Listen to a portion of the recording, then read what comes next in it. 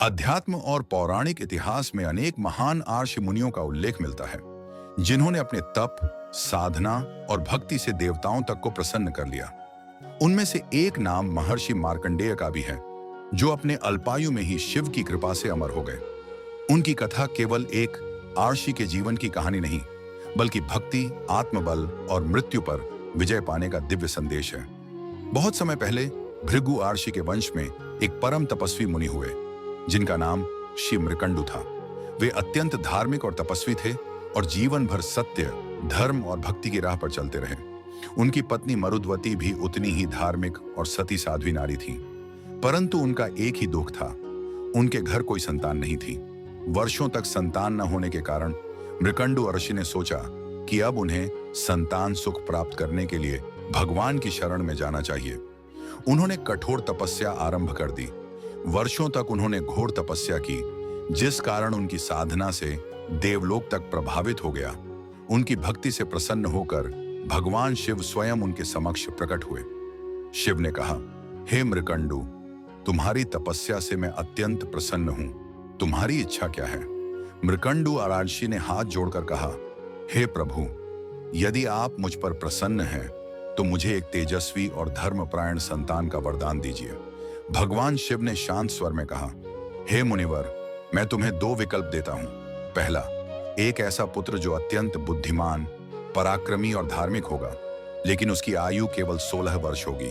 दूसरा, एक दीर्घायु पुत्र, परंतु वह पापी और मूर्ख होगा। ऋषि मृकंडु और उनकी पत्नी ने विचार किया।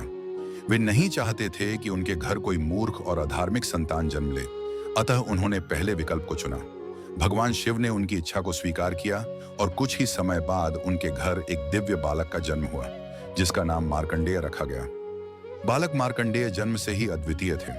उनकी आंखों में तेजस्विता थी, उनकी वाणी में अद्भुत ज्ञान था और उनका हृदय परम शिव भक्त था। उन्होंने बाल्यकाल में ही वेद, शास्त्र, उपनिषद और पुराणों का अध्ययन कर लिया।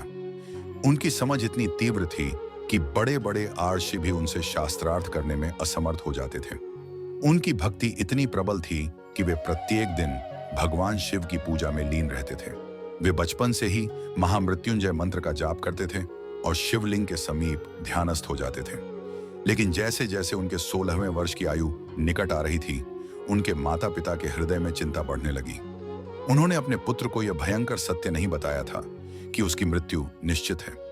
जब मार्कंडेय 16 वर्ष के हुए तो उनके पिता मृकंडु ऋषि की चिंता और बढ़ गई। वे दिन रात अशांत रहने लगे, लेकिन वे अपने पुत्र को यह बताने का साहस नहीं जुटा पा रहे थे कि उसकी आयु अब पूर्ण होने वाली है। अंततः एक दिन वे स्वयं को रोक नहीं सके और उन्होंने अपने पुत्र को बुलाया और कहा, पुत्र, अब समय आ गया है कि मैं तुम्हें एक सत्य बताऊं। तुम्हारी आयु केवल 16 वर्ष की ही थी, अब तुम्हारे जीवन के अंतिम क्षण समीप आ चुके हैं। यह सुनकर भी मार्कंडेय विचलित नहीं हुए। उन्होंने शांतिपूर्वक उत्तर दिया, पिताश्री, मृत्यु अटल है, परंतु जब तक जीवन है मैं इसे भगवान शिव की भक्ति में अर्पित करूंगा। अपनी मृत्यु के दिन मार्कंडेय भगवान शिव के मंदिर में पहुंचे और वहां शिवलिंग के समक्ष ध्यानस्थ होकर बैठ गए। उन्होंने महामृत्युंजय मंत्र का जाप प्रारंभ कर दिया। वे शिवलिंग से लिपटकर शिव की आराधना करने लगे। उधर यमराज को अपने कर्तव्य का पालन करना था।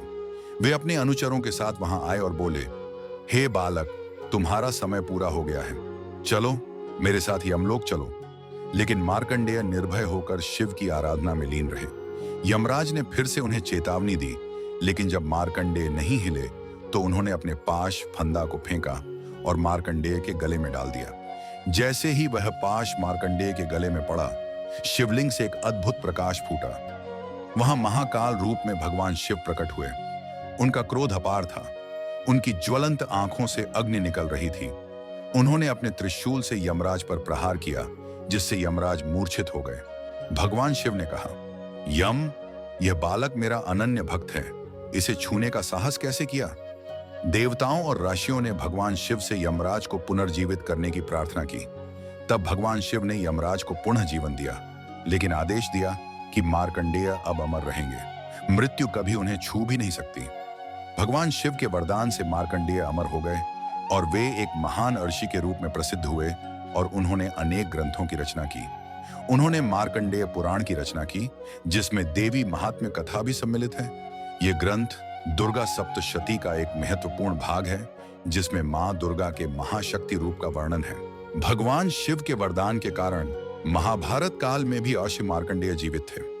महाभारत काल में जब पांडव अपने वनवास के दौरान अरण्यों में घूम रहे थे, तब वे एक बार महान तपस्वी अर्षि मार्कंडेय से मिले। यह वह समय था जब युधिष्ठिर चिंतित थे और धर्म पर संकट महसूस कर रहे थे।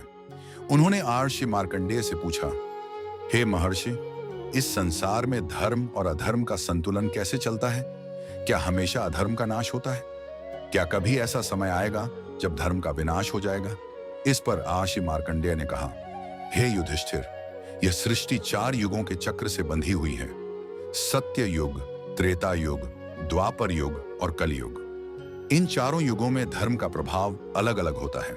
सत्य युग में धर्म 4 पायों पर खड़ा होता है, त्रेता युग में 3, द्वापर युग में 2 और कलियुग में धर्म केवल 1 पैर पर टिका रहेगा। उन्होंने आगे कहा, अब द्वापर युग अपने अंत की ओर है और इसके बाद कलियुग का प्रवेश होगा। कलियुग में अधर्म और पापों की वृद्धि होगी। लोभ, मोह, हिंसा, असत्य, कपट, छल और अन्याय का बोलबाला होगा। लोग धर्म का पालन करना छोड़ देंगे, संत महात्माओं का सम्मान कम होगा और पवित्र ग्रंथों की शिक्षा का उपहास उड़ाया जाएगा।